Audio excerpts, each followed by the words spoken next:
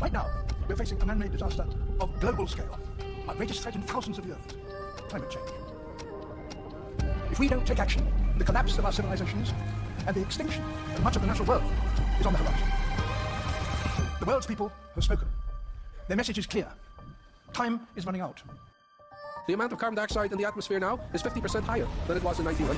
And not only are we piling in more and more carbon dioxide in the atmosphere, but we are chopping down the forests of the earth at a great rate. And the forests themselves are the most efficient consumers of carbon dioxide that there are on Earth. We're going to destroy the ground because the soil of a rainforest isn't very good. We are actually tampering with the climate of the Earth and with the very atmosphere that we breathe. When we talk about the disappearance of the ozone layer, we don't know what will happen when the ozone layer goes. The world has become so fragile that we cannot subject the Earth to the tortures we can now inflict upon it. When we talk about the greenhouse effect, we're talking about something that affects the entire Earth. And these problems are life and death problems. They go to the root of the viability of the planet itself.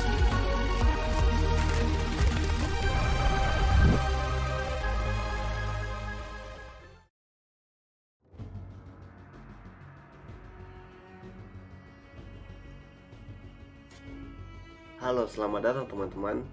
Mungkin kita sering mendengar tentang pertambangan dan dampaknya.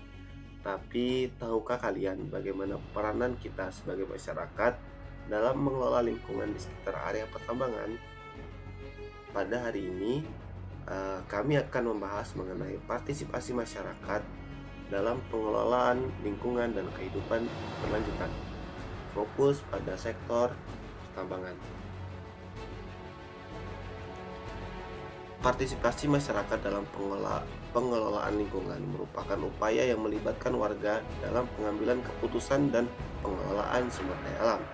Hal ini penting untuk menjaga keseimbangan antara pembangunan ekonomi dan kelestarian lingkungan.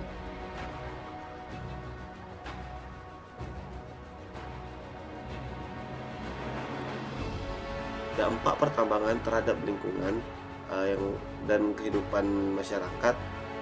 Terdapat beberapa hal yang mempengaruhi terhadap lingkungan. Yang pertama, kerusakan lingkungan, sosial ekonomi, dan kesehatan. Kerusakan lingkungan ini dapat mencakup sebagian dari erosi tanah, pencemaran air, hilangnya keanekaragaman hayati, pencemaran polusi udara. Dan untuk sosial ekonomi, pemindahan paksa masyarakat, perubahan pola hidup, dan konflik sosial.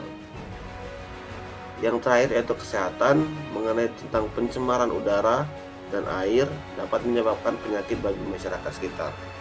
Terumumnya pada tambang-tambang batu bara, masyarakat sekitar sering mendapatkan penyakit berupa penyakit yang akibat oleh debu yang berterbangan. Oleh karena itu, diperlukan strategi untuk meminimalkan dampak negatif dan meningkatkan keberlanjutan kehidupan masyarakat di sekitar wilayah pertambangan.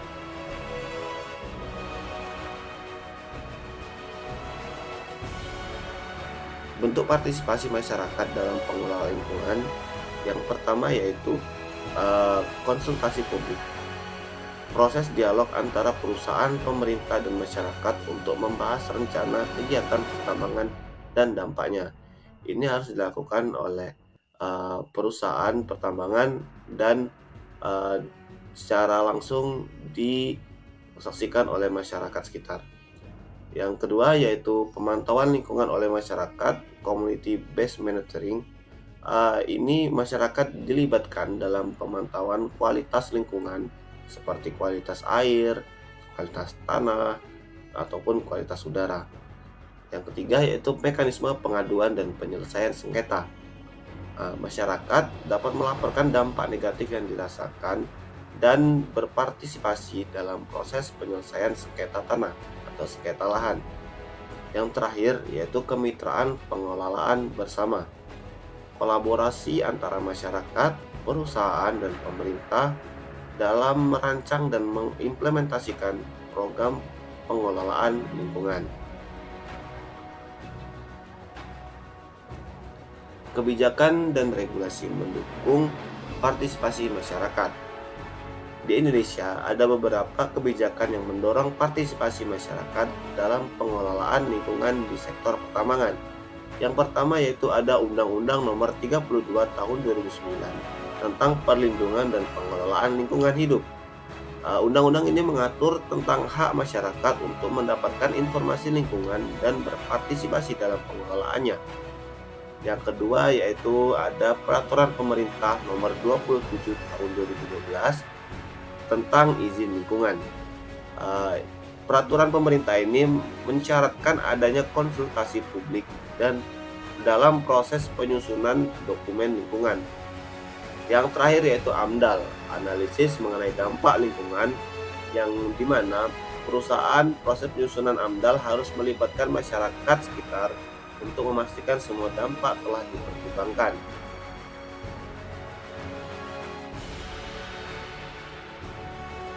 Praktik terbaik dalam mewujudkan partisipasi masyarakat. Ada beberapa langkah yang paling penting untuk meningkatkan partisipasi masyarakat secara efektif.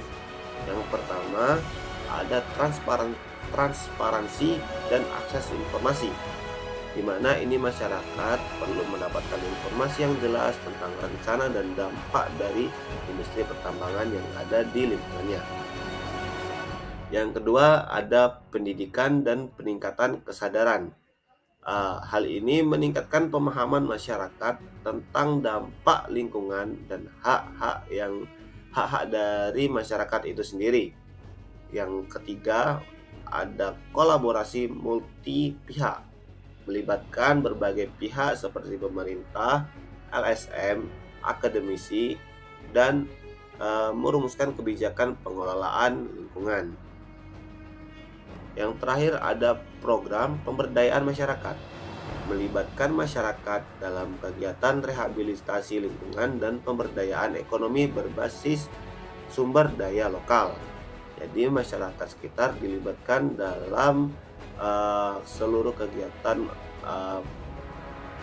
rehabilitasi ataupun pemantauan dari dampak pertambangan itu sendiri.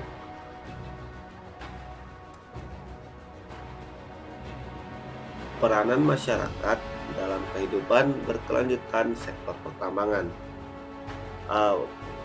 Hal ini untuk mencapai keberlanjutan dalam sektor pertambangan, masyarakat dapat melakukan beberapa hal. Yang pertama yaitu mendukung program reklamasi lahan.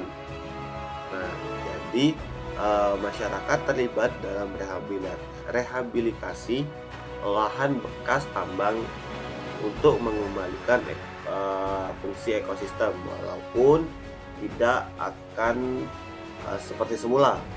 Yang kedua yaitu pemanfaatan limbah tambang secara berkelanjutan. Limbah atau tiling dapat mendorong penggunaan kembali material tambang yang dapat diolah untuk berbagai keperluan. Mungkin saja bisa digunakan dalam industri yang bisa dikembangkan oleh masyarakat itu sendiri. Nah, yang terakhir yaitu mendukung pertambangan berwawasan lingkungan atau green mining, memastikan perusahaan pertambangan menerapkan teknologi yang ramah lingkungan dan praktik penambangan yang bertanggung jawab.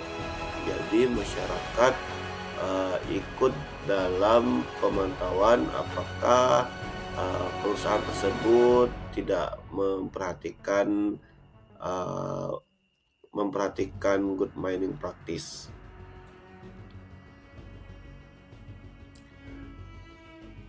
Beberapa tantangan dalam mewujudkan partisipasi masyarakat.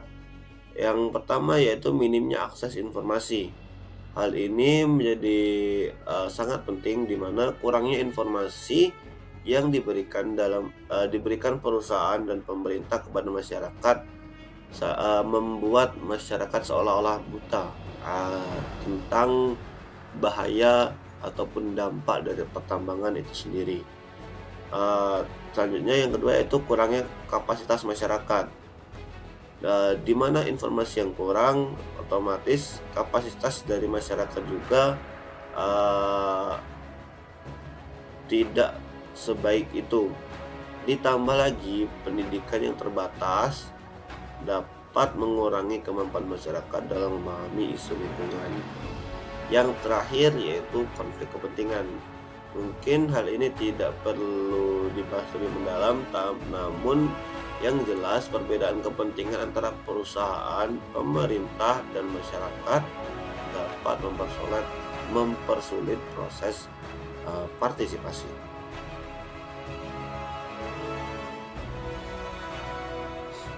Kesimpulannya, pada partisipasi masyarakat dalam sektor pertambangan ialah elemen kunci untuk mencapai pengelolaan lingkungan yang berkelanjutan.